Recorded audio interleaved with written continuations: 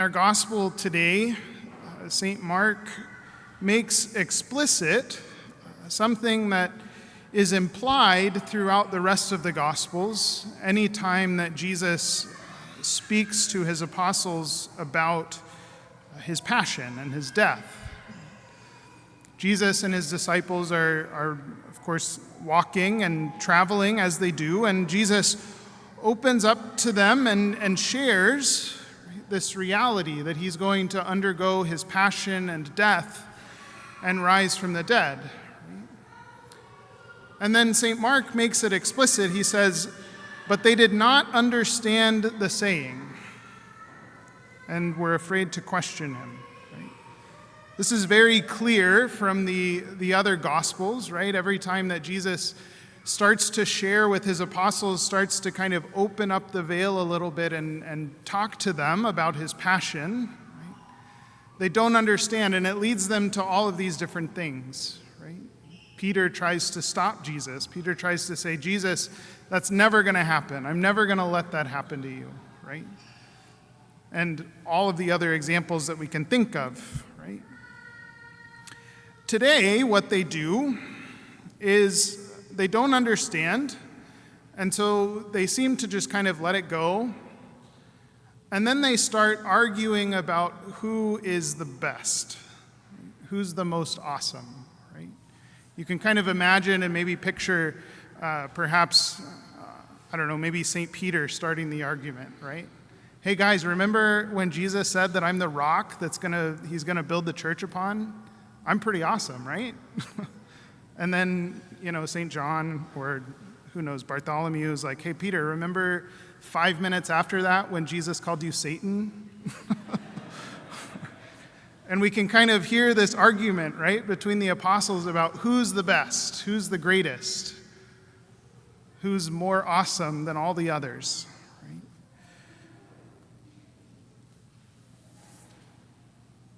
I think what the apostles do here is something that all of us are, in some sense, tempted to do, right? We're confronted with the reality of the passion. We're confronted with the reality that our salvation comes through death, and that through that death we're born to a new life, not of this world, but of something beyond. And our minds can't quite grasp that. Right? We can't fully understand what that's about. We can't fully know, right? And so we default to what we do know, which is here. Right? We default to thinking about how can I be the most awesome here? How can I find the best life here? How can I find the most honor and the most glory here? But that's not what Jesus wants for us. Jesus doesn't want for us earthly glory. Jesus doesn't want for us worldly honor, worldly fame, worldly riches. Jesus wants for us the cross. Because through the cross comes salvation. Through the cross comes eternal life. Through the cross comes the glory that cannot even be fully conceived of here in this life.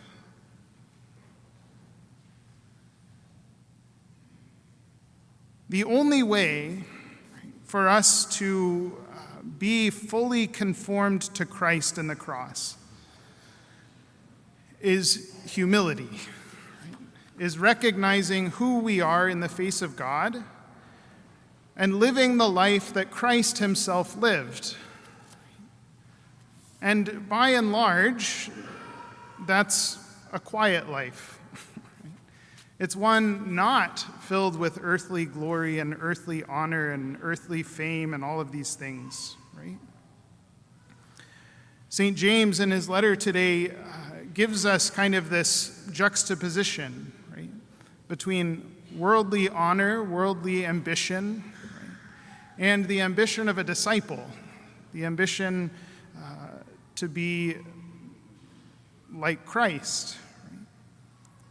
He says, wisdom from above is first of all pure, then peaceable, gentle, compliant, full of mercy and good fruits, without inconstancy or insincerity. The fruit of righteousness is sown in peace for those who cultivate peace. This is hard, right, for us to hear, or at least hopefully it's hard for us to hear, because this is not what the world wants for us. It's not what the world calls us to. It's not what our society would accept. Right? And it's very clear in our first reading, right, from the book of Wisdom, that, again, the world is going to find someone who is peaceable and gentle and quiet and conformed to the cross of Christ, and they're going to reject that person. We see this in the life of Christ. We see this in the life of the saints. We see it in the life of our own patron, St. Francis. Right? He gave up his earthly glory. He gave up his earthly wealth and his earthly honor, and he gave it all away, right, to the poor.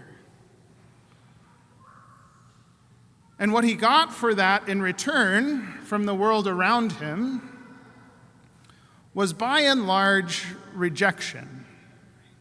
They thought he was crazy.